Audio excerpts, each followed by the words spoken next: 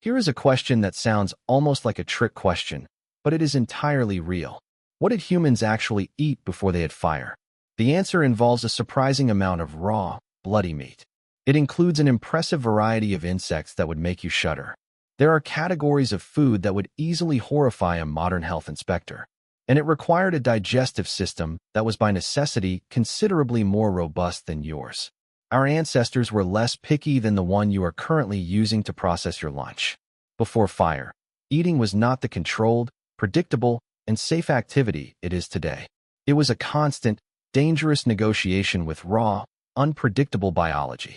You faced immense bacterial risks, mechanical difficulties, and the simple problem of calories. Imagine extracting enough calories from food that has not been chemically transformed by heat. Nothing was soft, nothing was sanitized, and nothing was easy to digest. So let us actually walk through what was on the ancient, pre-fire menu. Let us discover why it looked the way it did. And we will uncover a period of human evolutionary history that gets dramatically less attention. Why does it get ignored? Mostly because it happened before the invention of the one technology that changed everything: cooking. But that is not even the most shocking part of the story. Let us start with the single most important point to establish before anything else. Fire is, in evolutionary terms, an extremely recent addition to the hominin toolkit. Modern humans have existed for roughly 300,000 years.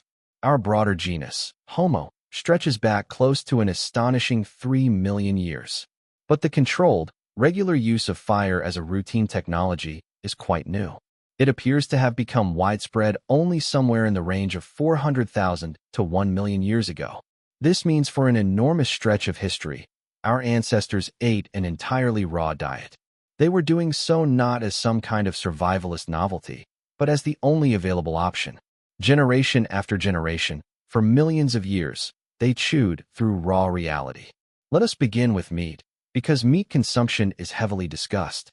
It is one of the most consequential dietary shifts in the entire hominin record, and it happened long before fire entered the picture. The archaeological evidence for meat consumption predates controlled fire use by an enormous margin. Cut marks on animal bones produced by stone tools date back at least 2.5 million years. This means hominins were eating raw meat by definition for well over 1 million years. What did raw meat consumption actually involve, practically speaking? The honest answer is that it involved considerably more chewing than you can imagine. It brought a genuine and persistent risk of deadly parasitic and bacterial infections, and it required a digestive system specifically adapted to handle these brutal challenges. Modern humans have partially lost these aggressive biological defenses. Raw meat is mechanically tough, filled with muscle fibers, connective tissue, and cartilage. Uncooked meat requires significantly more chewing force and significantly more time to break down.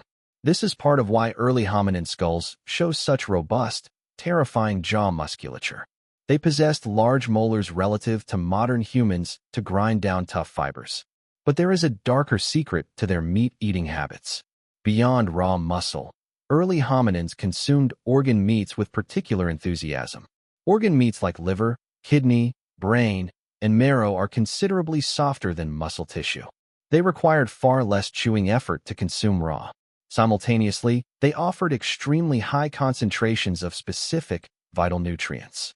Bone marrow deserves particular attention because the evidence for its extraction is extensive. Many ancient animal bones show deliberate, heavy breaking intended to access the marrow cavity. Marrow is essentially pure fat, calorically dense, and highly efficient. But how did they get this meat without modern hunting weapons? A substantial body of evidence suggests early hominins relied significantly on scavenging. They were accessing carcasses that had already been killed and abandoned by other predators. This scavenging strategy has specific, disgusting implications for what was actually being eaten. Scavenged carcasses ranged from relatively fresh to genuinely well into the process of decomposition. They were competing with hyenas and vultures for rotting leftovers. The practical reality is that at least some portion of the meat was terrifyingly spoiled. Now, let us turn to the plant side of the pre-fire diet. Plant foods almost certainly represented the bulk of caloric intake for most populations. But the specific challenge with raw plant consumption involves the digestibility of starch. Many of the most calorically dense plant foods were tubers, roots, and underground storage organs. These contain starch in a form that is significantly more difficult for the human digestive system to break down. Raw starch exists in a tough, crystalline structure that human digestive enzymes cannot access efficiently. Cooking disrupts this crystalline structure through gelatinization, making it soft and digestible. Without fire, a meaningful percentage of raw starch passed through the digestive system entirely undigested. How did early hominins extract sufficient calories from plant sources before fire made it easy? First, they used mechanical processing like pounding, mashing, and thorough chewing. Second, they relied on natural fermentation of plant foods left in warm conditions. Third, they relied more heavily on plant foods that did not present the same starch problem. Ripe fruits contain sugars in forms directly absorbable without enzymatic breakdown. Nuts and seeds contain fats and proteins that do not face the same digestibility gap. Therefore, the pre-fire diet likely emphasized fruits, nuts, and seeds more than starchy tubers. But there was another abundant source of protein that modern humans usually avoid. Insects represented an extremely accessible, reliable, and nutritionally dense food source. They required absolutely no cooking to be both palatable and nutritionally valuable. Chimpanzees today document extensive and sophisticated insect foraging behavior. Termites, ants, grubs, and beetle larvae would have represented a reliable, year-round source of fat. Honey deserves specific mention as well, because it is one of the most calorically dense foods. It required absolutely no processing to be consumed and digested with full efficiency. But the challenge with honey was not digestibility. It was the painful acquisition from wild bees. Interestingly, the human digestive tract itself preserves a physical record of this entire transition. The human gastrointestinal tract is, relative to body size, notably smaller than that of other primates. We have a major reduction in the relative size of the colon. This reduction is widely interpreted as a direct consequence of cooking. A smaller gut became metabolically viable once cooking began reliably pre-processing food. This connects directly to the famous expensive tissue hypothesis. The argument holds that the human brain's unusually large size was made metabolically possible by a smaller gut. A smaller gut freed up the substantial metabolic budget that a larger, ape-like gut would consume. Therefore, before fire, tighter metabolic constraints strictly limited brain size. Dental evidence also consistently supports a diet involving substantial mechanical processing demands.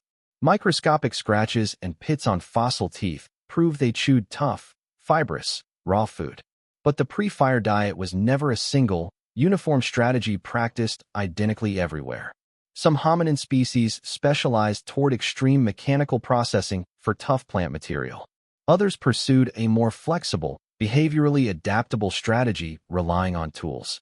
And if you think a strict raw diet is natural and superior, think again. Studies of contemporary humans on strict raw diets show lower body mass index and reproductive issues. The pre-fire diet was not some secretly superior, naturally optimized strategy. It was a genuinely more difficult, more costly, and more risk-laden dietary strategy. They persisted with it for millions of years simply because it was the only option available. Furthermore, seasonal and geographic variations forced them to constantly adapt. In savanna environments, dry season scarcity made meat and underground roots proportionally more important. This seasonal variation demanded accumulated environmental knowledge and strategic decision-making. These intense cognitive demands may themselves have pressured the evolution of larger brains. The hominin lineage did not survive by having any single, overwhelming anatomical advantage. Early hominins were not particularly fast, strong, or well defended against predators. What they had consistently was behavioral flexibility and the capacity to strategically assess resources. They tolerated genuine costs and risks that less sophisticated species might not have managed. The pre-fire diet was a multi-million-year proving ground for human intelligence. But there is one more underexplored dimension of this story, and it concerns water. Fire did not just transform food. It transformed water safety by killing pathogens. Before fire, drinking from rivers and ponds exposed hominins to persistent waterborne illnesses. Their health burden extended across every category of ingested substance, food and water alike. They had to survive using nothing but innate physiological resilience